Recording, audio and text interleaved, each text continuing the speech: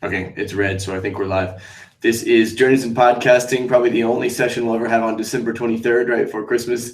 We're very lucky here today to have the authors of, I keep calling it Blended Leadership, but the title is Blending Leadership, with Reshan Richards, who's been on the cast a couple of times before, and Stephan Valentine.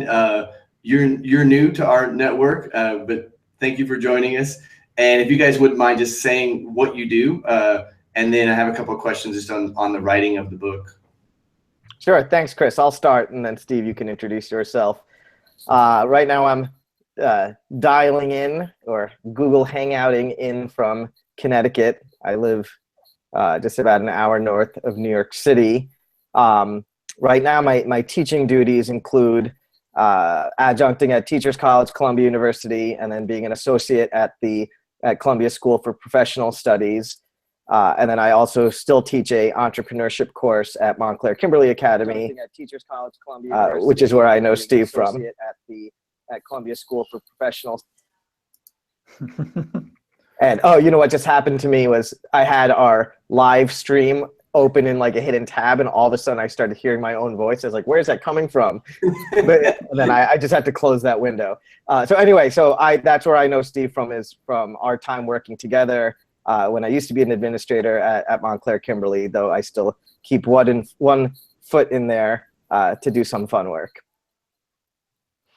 Oh, also, and I'm the co-founder of a company called Explain Everything, which is something that you and I, Chris, have talked about a couple of times, and the whole Journeys group. That's how we first met. I think it was following.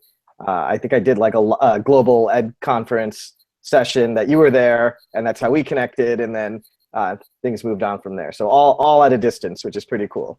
Yeah, Reshan, I just want to jump in there just because we were really lucky to get you right when we started podcasting. You were one of our first sessions, and it was right when we started using iPads, and Explain Everything was one of the first tools we started using on the iPad, and it just kind of pulled a lot of things together that we had been working on. So it's great to kind of have that continuity here as well. How are you, Stephan?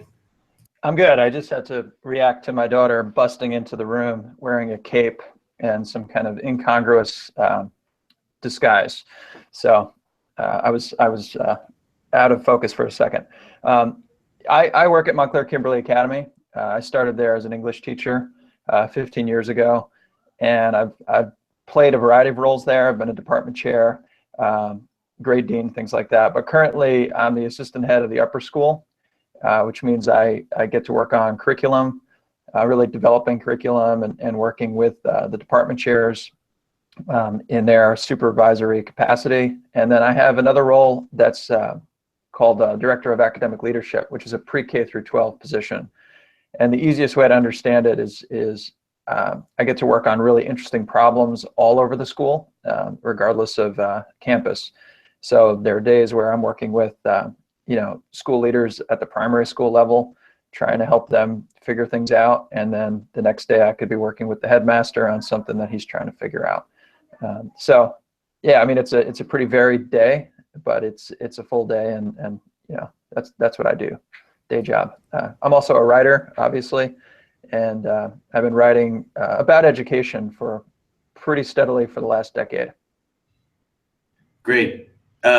Then that sounds very interesting, especially in this idea. A theme that I see coming up all over your book is just the idea of how different modules of leadership arise in schools, especially schools agile enough to create these kinds of positions. In the writing of the book, I know you guys mentioned it a little bit, but I'd kind of like you to help us reflect on how changes in technology affected how you wrote the book, synchronously, asynchronously, how just the actual access to new tools affected how the book was produced. Yeah, that's a great question, because Steve and I actually try to pay a lot of attention to our process. And, in the book, we included bits and pieces, remarking on certain moves we were making either in the original writing or the rewriting of the book. The first version we wrote together and self-published through Apple's iBooks platform. We didn't want any barriers to kind of getting these ideas that we were excited about down and try to see if they could spread. We also wanted to kind of test the waters on these new ecosystems that kind of unleashed people's ability to publish writing in ways that previously it's all sorts of kind of processes and procedures you'd need to go through. So when we did the new edition and we went through a more traditional publishing route, we were able to, we basically never met in person to talk about it, and we rarely even met synchronously, either phone or video like we're doing. I mean, we had this like very sophisticated group of Google Docs separated by chapters. We had another document that was our cut pile. We created like chapters and table of contents and indexes, so things would be searchable. And we didn't shift things over to a Word document until we were ready to send a draft over to the editor. So it was nice having this kind of Google Doc space to do our messy work, and then be able to work across the distance, communicate and collaborate, talk in the margins, talk in line, and when necessary, we would jump on a call. Now, Chris, I noticed from my view, you appear to be frozen. I don't know if it's the same for you, Steve, because you're not frozen. I see you blinking. Yeah, I see myself frozen. Can you hear me okay? Yeah, I can hear you. So that means that you can hear me. And so I've got a really concentrated look on that frozen. Yeah, it just means what I'm saying is so it's just pulled you into a new kind of dimension.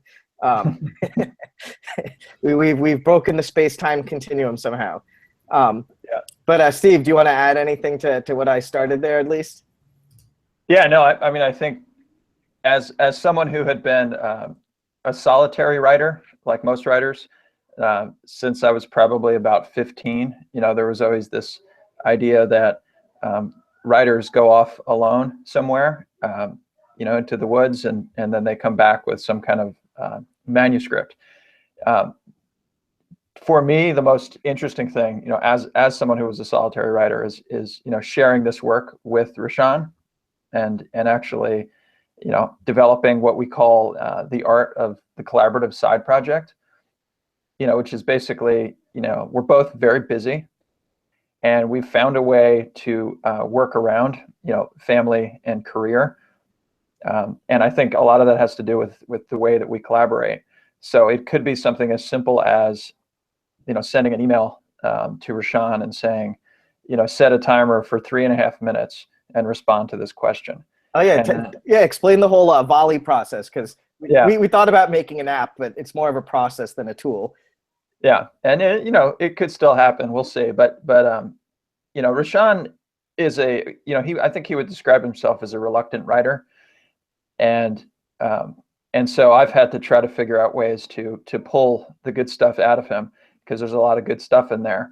And so we just invented a process that we call a volley. And basically the volley is pretty simple.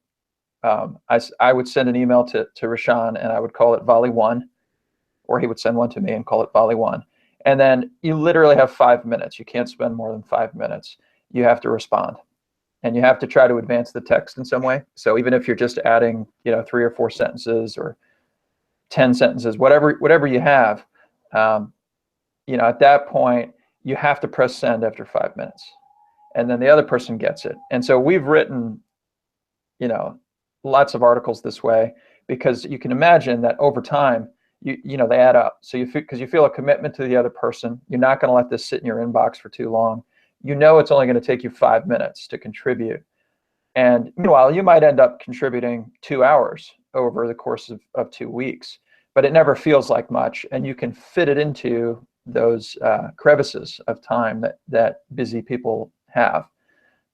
We use voice recorders, something called Rev, which is an app that we really swear by, because it's it allows you to just speak into your phone, and then when you're done you hit transcribe, and then you get an email from them whenever the human on the other end has transcribed it.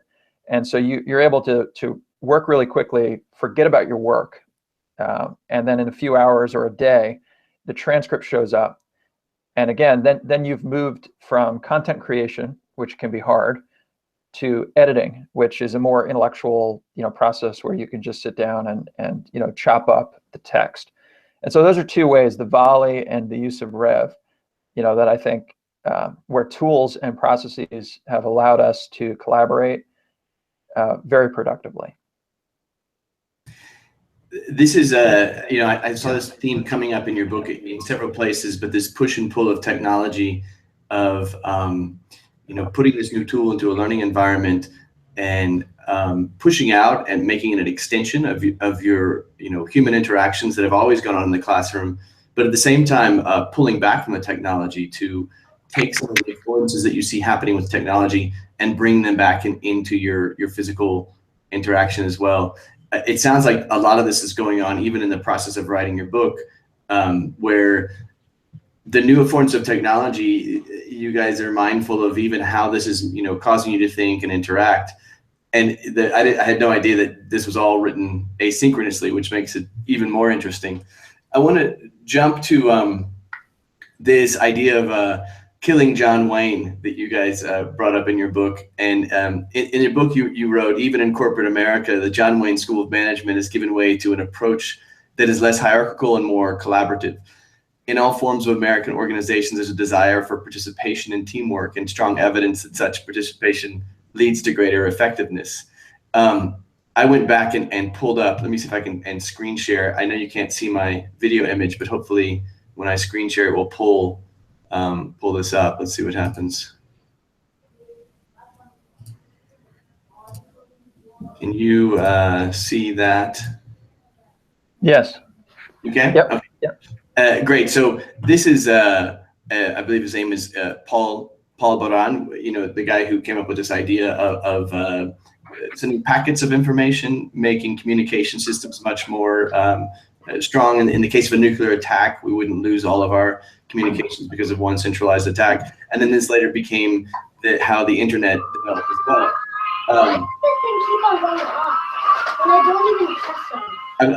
I hear a strange audio coming in, but I'm going to assume that's. Hey, Chloe, I've told you a few times, remember? Okay. Yeah, why don't say hello? Come here, say hello. To who? Just say hi. And, Hey, you can't see me, but hello. no, That's we're okay. good. We're good. Bye. Sorry. One quick clarification, just so you know, that quote, that's actually from Pearl Kane, right, Steve? That comes from. Yes. So that's that passage is us actually quoting and leveraging something that Pearl Kane from Teachers College wrote in a piece called "Farewell, Lone Warrior." Yes. And so I've used the same graphic before just to kind of describe not only what's happening, with our leadership in industries. If you look at like GitHub, for example, where they've just tried to create this coder's paradise where it's a decentralized network and there's no real heads. But within a school or even within a classroom, the more we can become aware of this distributed knowledge network, the stronger things become. This to me was a big awakening using Google Docs and having a whole class edit and revise together, and seeing the kids just take off with it. And I became just sort of a moving node in the class, going from group to group, but they were definitely feeding off of each other. I was kind of asking, why not just call this chapter "Killing John Wayne"? It seems like you're speaking about leadership in different forms. One is the informal leadership that arises when you throw a new tool into an environment such as technology, the teachers who become leaders or the students who become leaders in that environment that aren't normally there, and recognizing and validating that leadership. Or are you talking more about these kind of benign dictators, the leader who will become different nodes in this network, maybe looking at more of a decentralized network as opposed to a distributed? Where do you see all of this taking our structures of leadership in education and within the classroom? I think there's a strong relationship between kind of the transformations as far as role and practice in the classroom as there is in leadership within organizations. So in the same way that the role of the teacher in an educational institution in the classroom, that role of being the only point of information and the only person who might be able to convey certain ideas, concepts, and structure activities for the students, where now, information and access to people is not the challenge, but still you need an expert guide to help students learn how to learn within this age of abundance. I think it's the same thing from a leadership perspective, as far as what people's understanding of what it means to be a leader. It's no longer, especially in schools, about management or who's in the best position to control or like keep things under control and managed, versus really trying to develop the capacity of those whom you are leading. And I think that's the shift, to say, like, I'm a leader because I've been here a long time and now I'm in power, so I get to be in charge and make decisions. Or are you rising to a position of leadership because you're the best suited to help develop the capacities of others? And I think it's that latter that's the shift we believe in. And I think that the successful schools and organizations are the ones that view leadership in that way. Yeah. I mean, I'll just add, I'll sort of reduce this down to a conversation that I have had, I don't know, 6 times in the last, semester, let's say, where a student will come into my office, or even my own son will come, into my room, and, they're stuck on a problem. And, ultimately I'll sort of talk with them and I'll say, well, what's holding you up here? So in my son's case, he's in, 5th grade, he was working on some math problems, and he came in and he said, yeah, I'm stuck here. I can't go any further. And I said, well, why not? And he said, well, because the teacher hasn't taught me this stuff yet. And, so I don't really know what to do or where to go. And I said, yeah, okay. But, you've heard of Khan Academy, and this is again, a pretty simple example, but, I said, you're allowed to look stuff up. You're allowed to kind of poke around and ask questions. You don't have to wait for when you have math class on Thursday. You're allowed to dig around. You don't have to get this information from only one source. And the amazing thing is that, so a lot of kids need this permission, but adults need this permission too. There are times where they're waiting on an administrator to give them time, space, permission, information, and so they're kind of held up in their work. Now, a good administrator is going to find a way to always give people what they need and give them the access that they need. But administrators are busy, and so I find that in schools sometimes people are just waiting, and if they were just given permission or connected to some other network, they might be able to solve their own problems.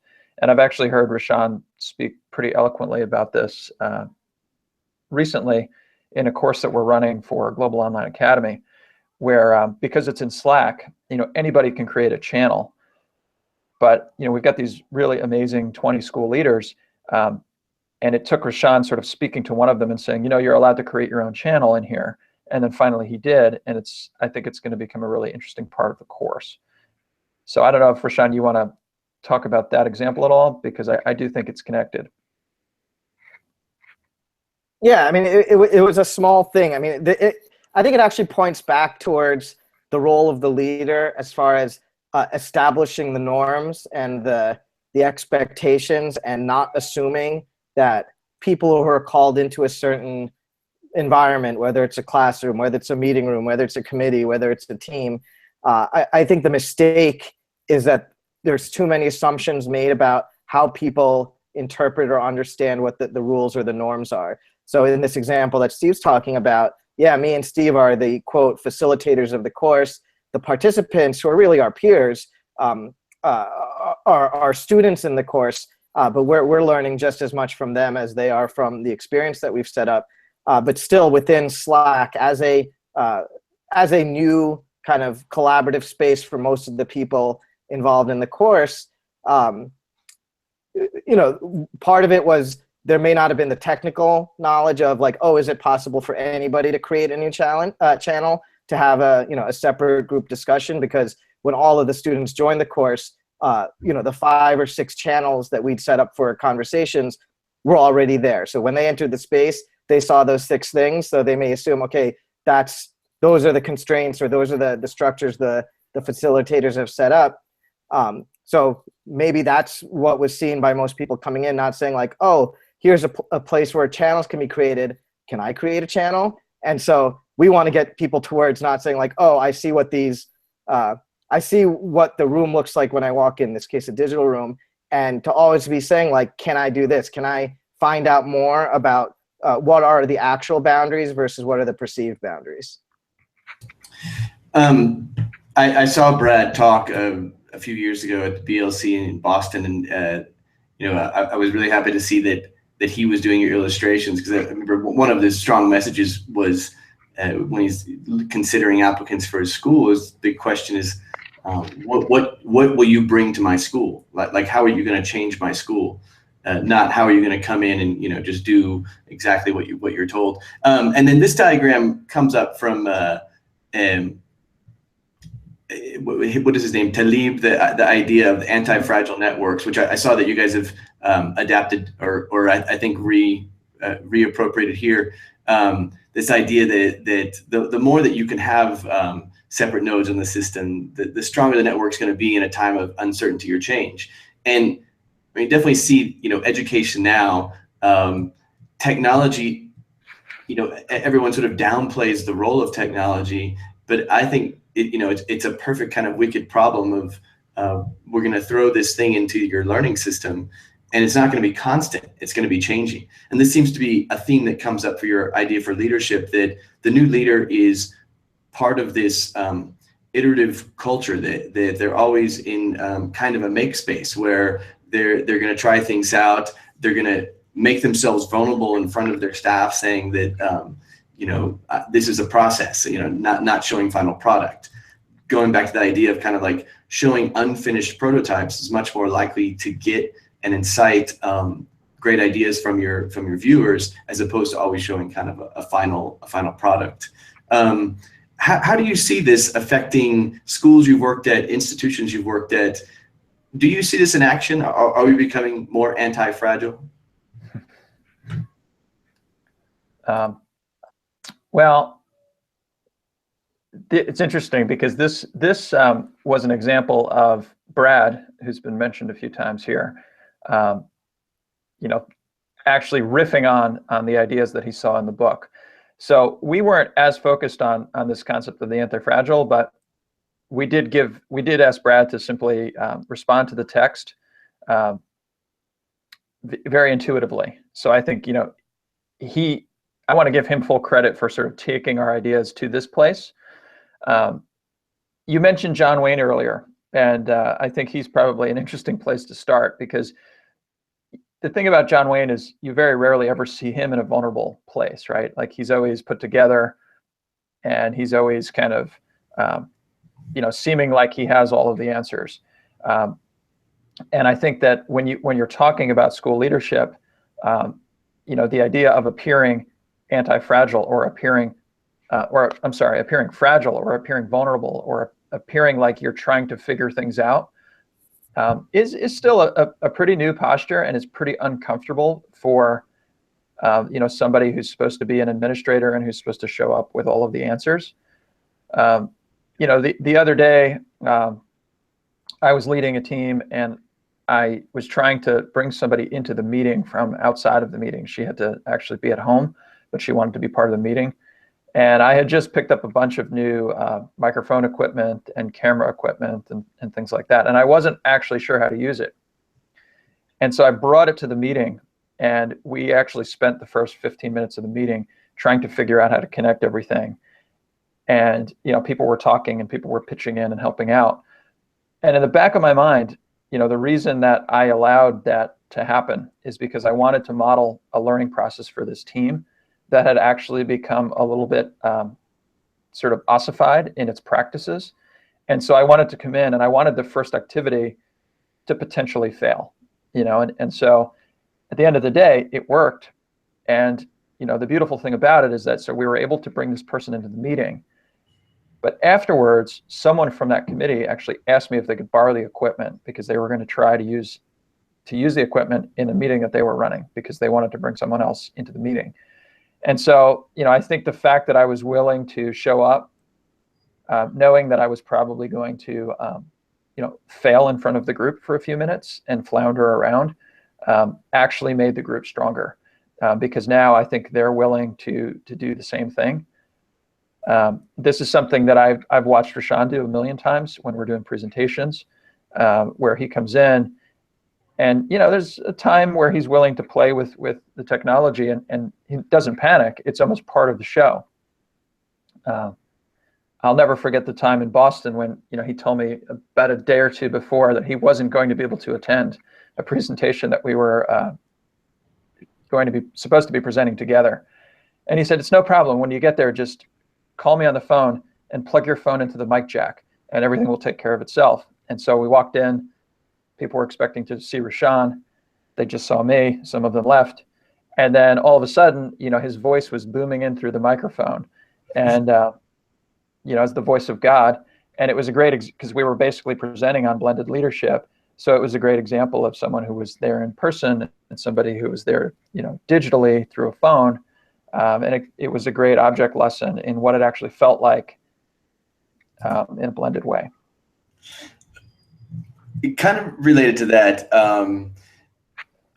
you guys mentioned this technological shift that's been happening in schools. I've definitely, over the last 10 years, big time, moving from a school that had overhead projectors and one computer in the classroom to a school that had a really kind of strong IT department, as you guys described. Like, the IT guy has always been kind of the guy with all the answers, but really didn't know much about instructional design, which is kind of the guy you went to solve your problems. And you guys even say in the book, the person who's asked to do the editing was very uncomfortable with technology and didn't have a strong enough relationship with the person asking the question to admit that. And so this reminded me of this kind of idea of the second job that we're all working, some of us more than others. And the second job is, we're actually working hard at the second job, which is hiding the things that you don't know in education. Education has so many different facets. And, when people get really definitive about something in education, I'm usually very questioning about that, thinking like, there's just too many factors involved. And you throw technology in there, it gets even more complex. This graphic comes from a talk that I saw online on design thinking seminar from William Burnett at the D School. And his whole idea was that some of the most powerful positions as far as influence in schools are your middle positions, or your unspoken informal positions of power. For example, maybe someone who has a lot of tech experience or is doing some great work with tech integration in their classroom. They may not have the authority to make the big decisions, but they can sway influence, and they're kind of the ones that make or break initiatives in schools. When you're writing about leadership, are you writing about these people as well, or are you more writing about like from the top down? How are you thinking through that? I think it's both. I think that you've got leaders whose understanding of what it means to lead, or what type of leadership is most needed and valuable these days, that we hope that our book speaks to them and helps them rethink their position. But I also think there's this whole other group of people, like who you kind of commented on, who, though in title or official responsibility or job description, it may not say leader or administrator or anything like that, because of the work they do and the way they approach it, are actually the ones who are leading the school. I think a lot of what we've shared resonates with what we sometimes describe in independent schools, at least, as kind of mid-level leadership. So not quite the principal superintendent, but who are generally leading groups of others or leading another group of leaders. And I think typically it's those who are kind of sitting in between that I think that a lot of what we're sharing resonates with. And no, I just wanted to throw in there that even within the classroom, one of the most amazing things when you throw in a piece of technology is watching how different leadership arises in the classroom. Thinking through a media project that we did with some third graders last year, and how this one kid, I was only working with these two classes through the project time. I assumed the kid was always the leader. but it was mainly because we brought in some pretty complex work with GarageBand and doing multiple track recordings. They had to like iterate all this stuff, and then they had to create animations and then compile everything into an iMovie.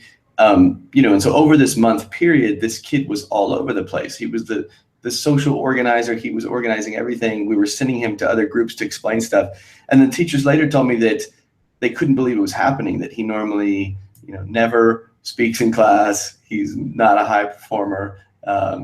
And so this, I feel like, is happening at all kind of different scopes and levels in schools, is that when you throw this kind of X factor of tech in there, that it does enable all kind of different things to happen as far as the nodes in the network. Does that coincide kind of with a lot of what you guys are talking about? Or? Yeah, I mean, it's really about the amount of entry points you create for those whose learning you're leading. So in the classroom or in a leadership or traditional leadership setting, it's the responsibility of whichever agent is in control or officially designated with control of the situation. There's a responsibility to be aware of all the choices or opportunities for every possible move that's intended to be made, or whatever the end goal is, and that more and more those students in the classroom or those who are working in schools expect that. And when they find that they're not being presented with multiple options, they're questioning whether or not that leader is really committed to serving their needs versus serving his or her own needs. One example, so recently I was moderating like a second grade chat on Twitter. And, one of the things that I've always focused on in my research work when introducing any type of new technology is like, how do people introduce a new tool? Do you teach the tool for tool's sake? Do you always do it totally embedded in context of an activity? I think you see arguments both sides. It's like, oh, do you train people how to search on the internet, or do you teach them how to search on the internet while they're in the midst of a research project, and which is more valuable? But then I think the other element that gets lost in that argument is just building in some like unstructured time to play and mess around and find out what kind of questions arise. Because by taking on the position of like, you're either going to be very didactic and this is how to use the tool, or we're going to learn how to use this tool in this context, you're totally eliminating any possibility of some outcomes you could never even thought of, or you don't even know what kinds of questions those who you're calling into this task might have. And I think you'll still end up at the same endpoint as far as some fluidity and facility with whatever the task may be, but realizing there's many more ways to get there, and that not every person has to arrive there in the same way or take the same exact path. Yeah, I hear that talked about in activity theory, that when you throw in this, multiple variables, and I feel like the root of this is Vygotsky. Vygotsky's research was at the time completely innovative, because he was measuring multiple variables in the same experiments where everyone else was taking one learning objective or one tool and just measuring that one thing, where he was throwing everything in there. And that opens up that complexity of like the language, the teaching methods, our strategies. All of these things are tools in this environment, and it's kind of infinitesimally complex. You throw tech in there, then it really creates this this dissonance of, are we going after this tech objective, or is the tech objective getting in the way of the learning objective, or is it pulling along? So the way that we've approached that, at least in elementary years, is the tech sprint. With that project that I was just talking about, the kids went during their tech time, they had 30-minute tech sprints. And so to learn something like GarageBand, which would take a third grader a pretty good amount of time to master if we were just teaching the tech elements of it, but then we would throw them into this highly engaging social environment of one iPad with 4 kids and a very specific tech objective, and they would have a limited time to do it. All of a sudden, every kid knew how to use that particular tool by the time they came out of it. And so the question is always kind of like, if we had taught that in the motion of making it, I think it would have taken a lot longer than if we had kind of separated it before we threw it into the learning environment. Let's talk about making change within schools. When I talked to Paul Curtis, I hope I got his name right, of New Tech Network, he just laughed at us because he said, you're doing it all wrong. You're going through the lens of technology, and you're going through the lens of project-based learning and design thinking. You're going to scare everyone away. His big thing was this, the book, what is the book's name, about the rider, the elephant, and the path, where, you have to kind of paint the picture of what kind of learners we want to create. What is our end goal there, as opposed to talking about how technology is going to get us there, starting with what that path is first. You guys hit it straight on with tech. And so I guess I would ask, do you find problems with that when you do approach groups to talk about this new kind of leadership? Do you approach it more kind of by the larger picture of, the new literacies, the 21st century learning skills, the new kind of education environments we want to create? Or do you kind of go at it the way I did, is more like looking at what our tech tools afford and how that can change our learning environment? How do you approach it? I would say that when, you've seen in the book that one of our approaches is to just tell stories about things that we observe, which, might be a little backwards, but early in the book, we decided that we were really going to focus on, this leadership anthropology concept where, we really wanted to know how are people leading? How are people responding to leadership, different leadership moves? And how can we really amplify these stories? And then, when we talk to people and when we tell them the stories, the goal is to then tease out, how technology made these things possible, or how collaborating in a new way allowed people to see around corners that they couldn't see around beforehand. So, we always like to start, with the practice, with, what's really going on the ground, and then doing sort of a deep reflection on, how that became possible, and what was the thing that was changed along the way that allowed new work to happen. So, an example of this that is, non-technological is when I watch Reshan run his entrepreneurial course, the Startup 101, at our school. I mean, a startup is not a technology, right? But it's a way of working. And I've watched these students who I've known for 4 years or more, go into this experience with Reshan, and they behave in ways that I've never seen them behave before, because he's asking them to do things in ways that they've never been asked by school.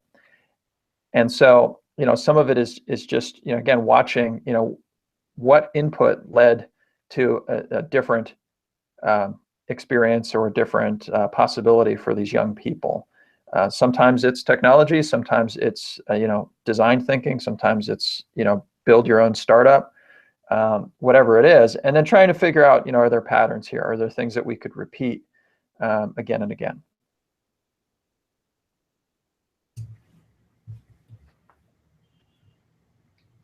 I thought Reshan was going to say that. I'm going to keep going. The most interesting part of your book, and I think a lot, all of this idea of the different beliefs, I'm not going to say that you didn't present something new. You definitely got a lot of new, every chapter was just full of nuggets that really made me stop and think through a lot of thought around these issues. But like in the belief number 6, this blended leaders keep the off-ramp open and use it frequently. This was one of the most interesting chapters in this idea of you need to get away from the text sometimes in order to really use it correctly. I think about it a lot is moving back and forth between encapsulation time and radical collaboration time. In the book, you say that you don't judge the clouds, right? Where your leader of the breathing meditation, he didn't want us to judge our thoughts. He didn't want us to name our mental clouds good or bad. He didn't want us to be hard on ourselves if we could not focus. And he didn't really want us to work on anything, just being. This reminds me of Jaron Lanier's book, You Were Not a Gadget. I'm not sure if you're familiar with it, but he describes in the opening that before taking the stage South by Southwest, he asked everyone not to tweet or blog while he was talking. And he writes, giving yourself the time and space to think and feel is crucial to your existence. Personhood requires encapsulation. You have to find a way to be yourself before you can share yourself. And much of what you describe in belief number 6 seems to fit within this, bracketed within this, that tech is a catalyst for encapsulating thought. And tech is our ways of sharing, but we also need to know when to step away from all of it. In a school culture where everything is an opportunity cost of time, whether you're talking about what you do within the classroom or what you do with your meeting and your PD time, how do you communicate this idea of letting go? Yeah, I'll leave it with that. I can start, and then Steve, you can continue. I think people tend to be surprised, especially when they come to a session or some other thing where Steve and I are presenting and the title is Blending Leadership, or they see technology and leadership together. And then, one of the first things we try to say from the beginning is that, one of the key moves that we want to talk about is turning off the technology. That we're not, people think they're going to come and like find, here are 10 tips to, make you more efficient with technology as a school leader, and that's just not how we operate. And even the book, we didn't want it to make it like this prescriptive manual about, tools to augment leadership. It's really about taking one step kind of not above, but, out of that type of thinking and just building the mentality of being aware of all of the choices and realizing that we're using these technologies to help better serve humans and humankind and each other. And that oftentimes that the best move to make does not involve any sort of technology mediated practice, but just literally being in the same room as someone. And I think to a degree, many people are very relieved when they hear us taking that position, because then you don't approach these ideas from a position of fear or resistance, or being like, oh my God, there's so many barriers for me to be able to get to a point, but realizing like, oh, I'm already serving humans in a good way. Now it's just a matter of thinking about how I can be aware of other choices that might serve people better, or just be able to know this is why I am doing something one way and then not the other. We kept the word offline in the book subtitle, so we could really reiterate that this is not just about adding to one's practice, but it's really about blending. As you said, it's not the blended leadership, it's blending leadership, and really deliberately doing things both offline and online. Yeah. So, the funny thing about, or one of the funny things about our book is that the number of people who have reached out to us midway through reading it and actually, started talking to us about this need to unplug, and when are we going to, talk about that? And we always just write back to them and say, you need to skip ahead to belief number 6, because, there is a part of our story where we are going to ask you to do that. So, but yeah, we really wanted to lean on the technology for the first, more than the first half of the book, so that we could get to the end and say, all right, so now you realize that you have multiple choices, and one of your choices is to walk away from it. I'm a big fan of the Tim Ferriss podcast and some of the work he's been doing in the last couple of years. And one of the interesting things, so he's basically interviewed, 200 of the top, minds and performers in, everything from business to entertainment to, he's basically interviewed anybody you've ever heard of. And then what he did a little bit of analysis, are there things that all of these people do in common? Whether it's Arnold Schwarzenegger or Jamie Foxx or, Matt Mullenweg from, WordPress. And the top habit of these people, the thing that comes up again and again and again, is having a meditation practice. And then if you start to dig into that and start to ask yourself, well, why? Why do these people meditate? A lot of them talk about meditation in the way that we talk about it in the book. It allows you to interrupt your defaults, or interrupt your habits. And I'm not speaking from a perspective of somebody who understands meditation or even practices it very well, but this idea that we all develop routines, we all develop habits, especially around technology, because technology, I think when it's working well as a business, makes you want to come back to it. It makes you want to click on it, it makes you want to interact with it. There are all kinds of amazing engineers out there whose job it is, that they're trying to delight users so that users stay, with the technology. And so our point is that, you don't ever want to build a habit unless it's the habit that you want, and unless it's a habit that's going to enrich your life and enrich the people who work with you. And so the cautionary tale of technology is that, we don't want to be amusing ourselves to death, which was the Neil Postman book. We don't want to be using it just because, we're addicted to it in some way. And so, I hear it come up again and again and again. And again, most recently, on a Tim Ferriss interview with Matt Mullenweg, where Mullenweg was talking about the fact that, we have to develop antibodies to technology, because he actually even compared it to cigarettes. And this is a guy whose company, controls 25% of the internet. So he stands to benefit. So the off-ramp is our way of saying, make sure that you are consciously walking away from technology, that you are consciously connecting with people, and that you are not developing habits, that are out of your control in some way, because we don't think that is productive in the long term.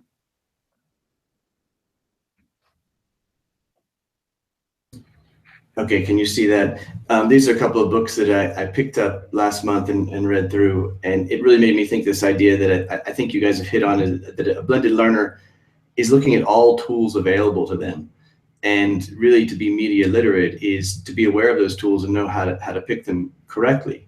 And so one way that we've thought about that, my last school was backwards engineering through our tech into our spaces and looking at our classroom spaces. And we did a project called Hacking Active Learning Spaces, where what if we didn't have any tech? How after using all this tech, has it changed how we're going to design a classroom and how we're going to design for human interaction within that space?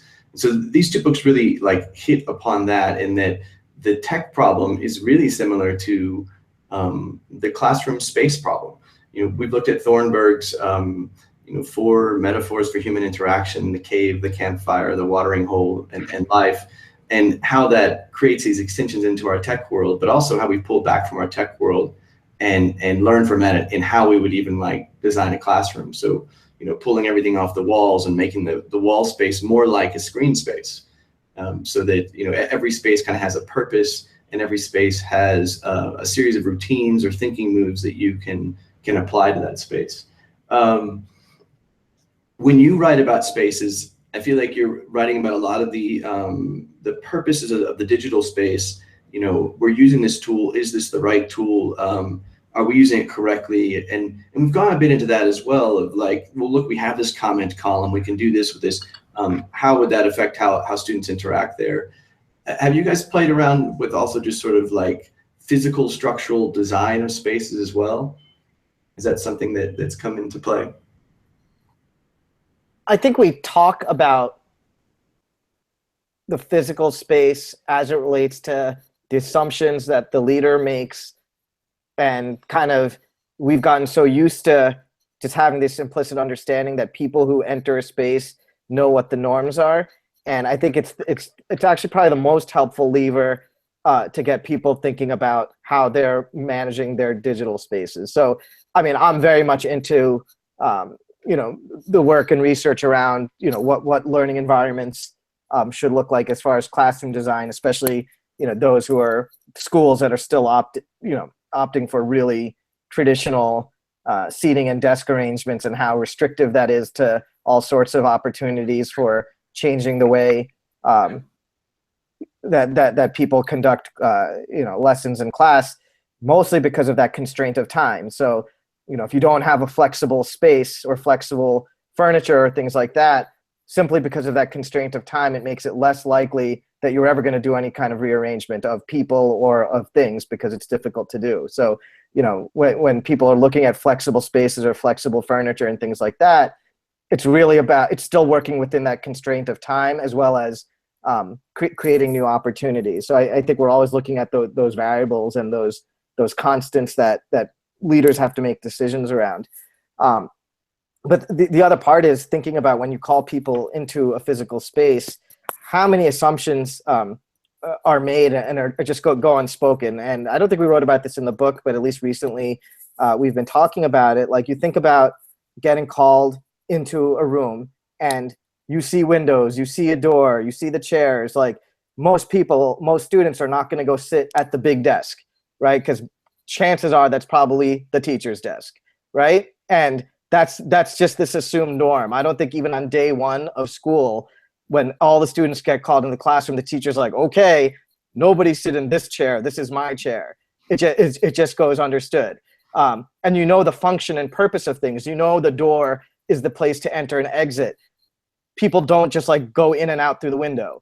You know what I mean? Like, of course, I mean, it seems like nonsensical to even bring up, but then the digital spaces that people get called into, nobody's talking about that, and then nobody knows exactly how to behave. So you do see people coming in and out of the window, and you do see people all of a sudden sitting in the teacher's desk and doing things that disrupt the experience for others, or that are just at least unintended. So I think it becomes this very helpful comparative tool, while at the same time trying to promote conversation around how do you structure physical spaces so that those two are the most beneficial for those who are called to them. Yeah, I would add a couple of things here. That I think the next territory for people who study manners will be, how to behave in digital space, because I've certainly learned a lot the more that I've spent time in it. Simple things like, muting your microphone when you're not speaking in a conversation like the one we're having right now. That was something that Reshan taught me, a couple of months ago. Basically, he said, when you're not talking, just turn it off, because we can hear everything that's happening around you. That is a sort of a grace note, that you can employ when you're in digital space. And I getting back to what Reshan said, I mean, you wouldn't just run in and sit down at the teacher's desk, but a lot of us, when we're online, we're just allowing things to happen in the space that we would never permit in physical space. The two other things that I would say, though, we recently did rebuild our academic center completely at Montclair Kimberly. And one of the things I love the most is that we have a classroom now with a glass wall. And so it creates a fishbowl. And the people who work in that room, are doing very, very innovative teaching. It's very collaborative. It's very what you would call 21st century. Sometimes the kids are on the floor. It's, there's all kinds of tools and opportunities in there. And we deliberately picked that as their classroom because we wanted anyone walking in or out of the library to see what was going on in there. And so it's that was a great opportunity for us to really just constantly showcase very innovative practice in the classroom.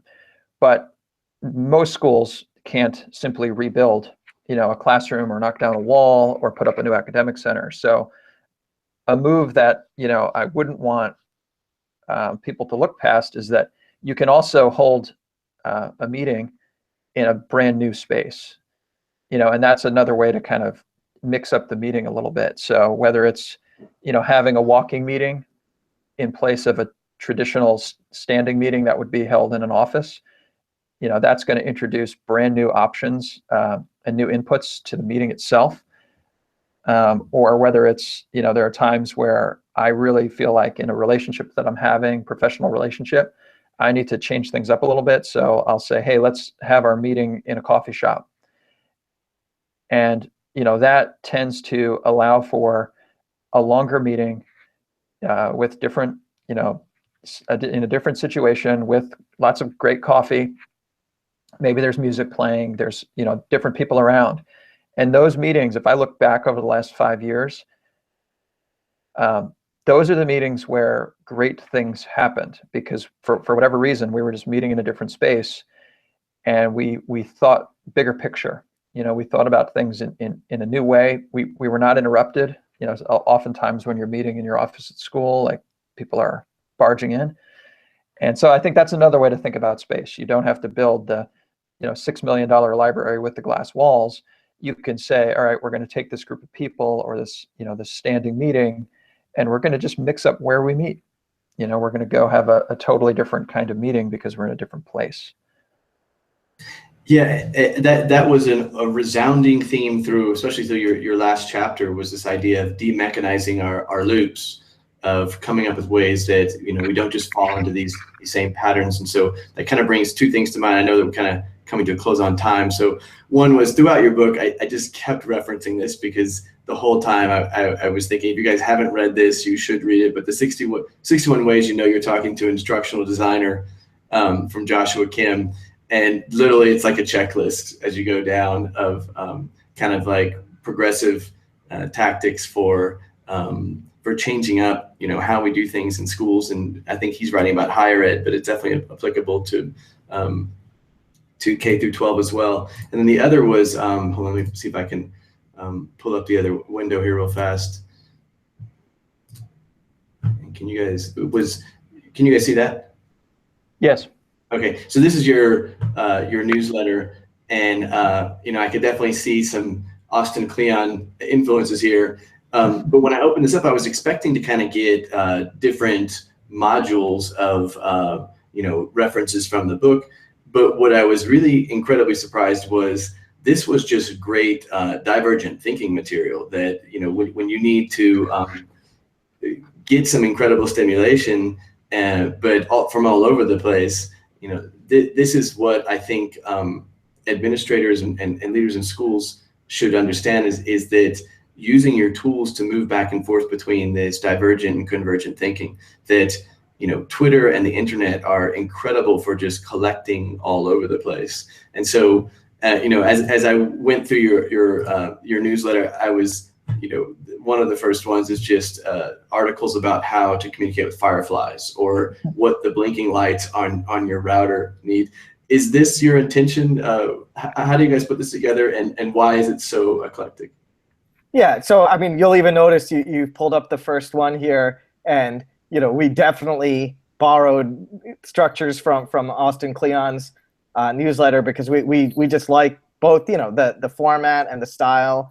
And also like how it helped our learning. So, that's why we said that we were inspired to steal like artists as far as the structure goes. But yeah, we were trying to figure out a way. We're constantly sending each other like all sorts of crazy links, and we know internally like what it made us think of. And we thought like, well, let's keep it brief and concise and put it out there, just because other people might find totally interesting, wacky leads. That otherwise, if it didn't literally land in their inbox, there was 0% of chance of their discovering it. I mean, if you go back to our first belief about like thought leadership, it's a funny term, but the whole idea is about looking out for your school by looking out of your school, or just realizing that one of the more technologically based affordances of what we have access to is being able to bring in outside voice and perspective with almost zero effort.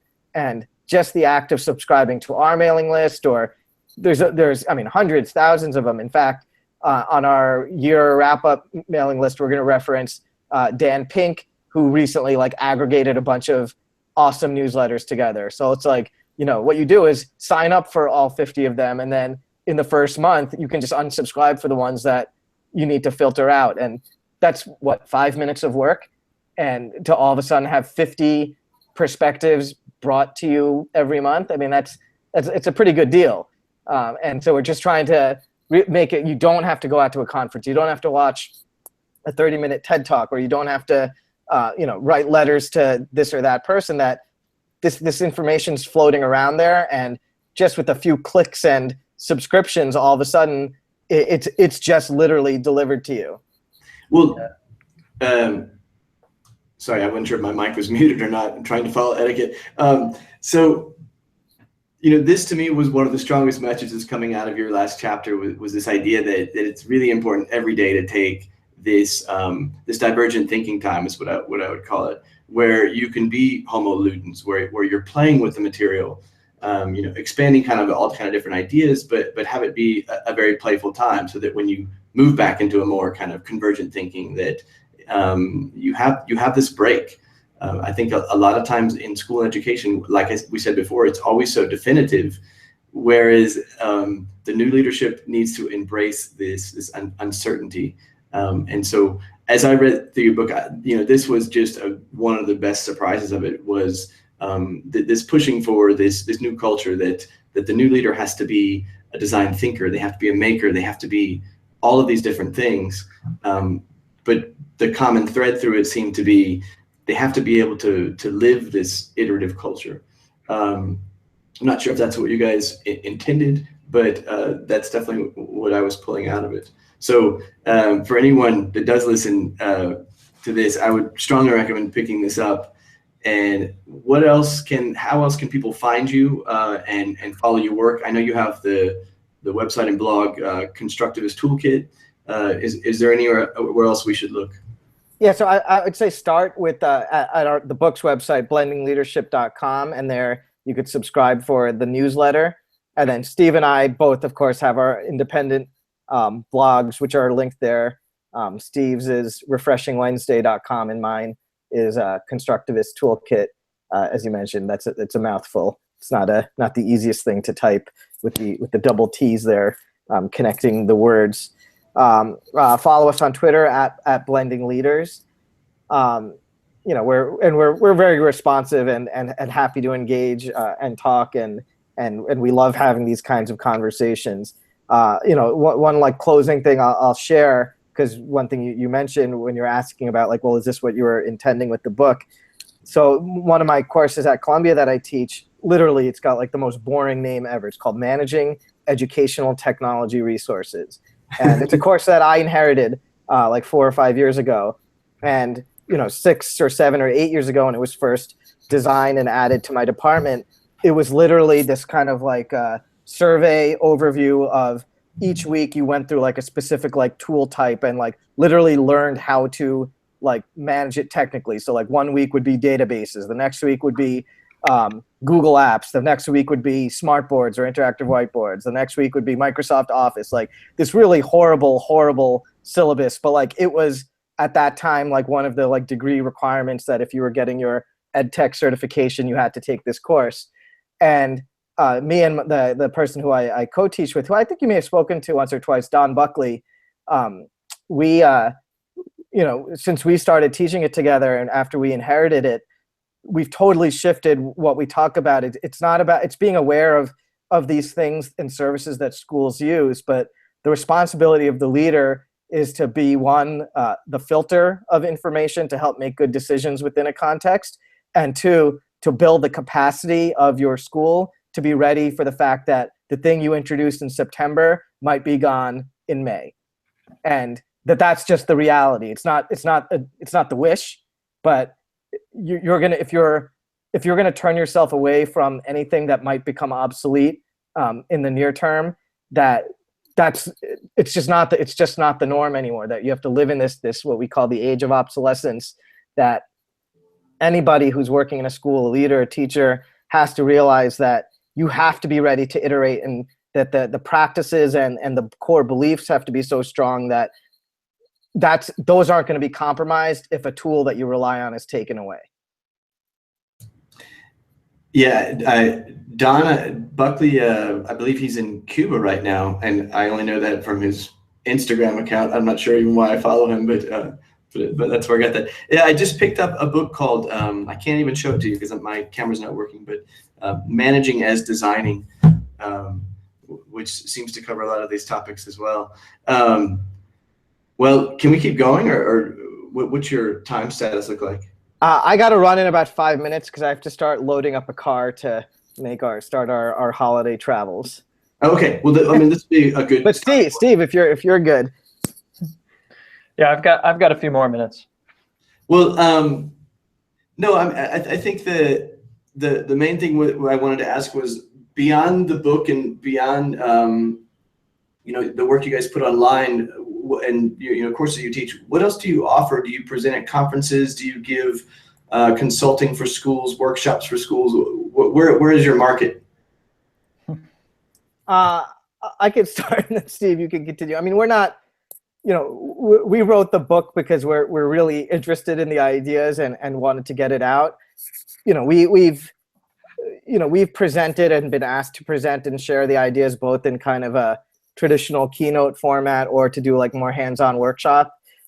We don't like actively kind of like shop or we both have a lot of responsibilities and full-time work. We're very excited about the opportunities that we think have just come out of this very deliberate sharing practice. So whether it's getting to talk to you or now we do a monthly column on EdSurge, and it gives just another platform for us to get ideas out. We're going to be both at South by Southwest EDU and at South by Southwest Interactive presenting on the book, and so it's those kinds of things we're pretty excited about, realizing that what we've been thinking about for the last many years, that there's an audience of people who are interested to dive in more deeply. Well, no, we've had Ron Berger on the podcast before as well, and I know from his book, Ethic of Excellence, one of the big things he laments is this absent in U.S. culture, at least, of the teacher academic, that teaching as a profession has just been lambasted by, it's basically become this kind of, maybe not at your school, but I think across the board, that this interim job that people put some time in the classroom, then they become a coach or they become an administrator or they just move out of the profession altogether. And so what's really enlightening to me is, I've chosen this profession and I'm sticking with it, is to see people that have, are in the classroom still, but they're also in academia. And so what's really refreshing is to see a teacher created book, just like the app that we picked up a few years ago, Explain Everything. What was amazing and what I think differentiates it from other apps is that, you have the teacher perspective, exactly kind of how you're going to use this and gathering feedback from how teachers are using it. That's a perspective that is often missing. Do you run into a lot of other people like you that are teacher academics, and maybe through the Apple Distinguished Educator Program, there's more of your types, but to me, you're kind of a rarity. I think there's, so you've got people who work in higher education who work at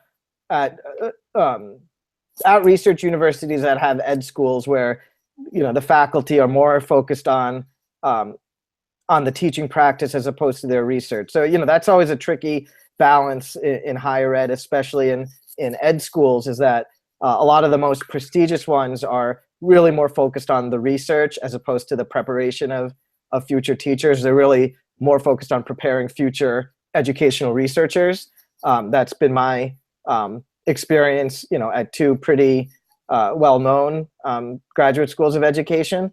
I think, people who I've met who are at either undergraduate or graduate teacher preparation programs that are really focused on pedagogy and the realities of the classroom and the human elements and the more near-term things. There is a group of people that are very embedded both in actually teaching and then also thinking about the research behind teaching. I think it's trickier for people who are able to be in a K-12 position and also do any kind of like adjunct teaching or be associated with research, because it's such a time suck and there's not very much money in it. And it's just really hard to justify unless you just purely do it out of love. I enjoy doing it and I really like it. But I mean, if you're, working from, 7 a.m. to 4 p.m. and then, once or twice a week are going to go adjunct for 2 hours at, the local college or university, in whatever capacity that is, that it's really, it's very hard to make the kind of cost argument around the time and, preparation needed to do it well. Yeah, I'm still going back to your question too about what is our market, because I think we've in our own collaboration we've avoided that question because I can't speak for Reshan entirely. I mean, we know each other well, but I would say that we're trying to stay close to the work. We're trying to stay close to, learn our own learning. We want to constantly be learning, and we want to be teaching outside of silos if possible. So, the chance to go out and present around the country is great. The chance to lead conversations with people is wonderful. I think the kind of engagement that we're drawn to is more sustained though, or relational. So earlier we referenced the course we're running for Global Online Academy. They were willing to give us, a very long stretch of time. So the people who signed up for that course, they were not just coming for a webinar or a one-off. These are folks that we've been working with for since November, and the course doesn't end until February. And so we're actually building relationships. We're actually coaching each other. We're sort of learning constantly from each other, and it's been a wonderful experience. And so I think our market is anybody who wants to question their practice and be in a longer term relationship around learning and sort of fearless learning if possible. Great. Well, thank you guys for spending the time this morning. I was, overwhelmed we got to do it this close to the break and everything, but in some ways maybe that's better because we don't have our normal daily routines. We can break our loops a bit. I would love to follow up in the future with whatever you guys are producing. This is amazing work. Reshan, you had us explain everything. The book I knew was out there, but I didn't start reading it until a couple of weeks ago, and it was just a great surprise. So keep it up, and I hope we can get you guys back on the podcast again sometime in the future. Thanks, Chris. Thanks for the opportunity. I'm going to email you. I've been taking notes as we've been talking. I don't know if you guys have been able to see my screen. I've been alternating between my face and my iPad, but I'll send you the notes I've been taking too, and you can include them with your podcast notes. And I meant to send a shout out to, I saw you guys, wrote in one of your last parts of the book about the tech rabbi and, just this idea of time management and, what an artful guy, I don't know, 4 or 5 kids, works full time. I think he does consulting and teaching as well.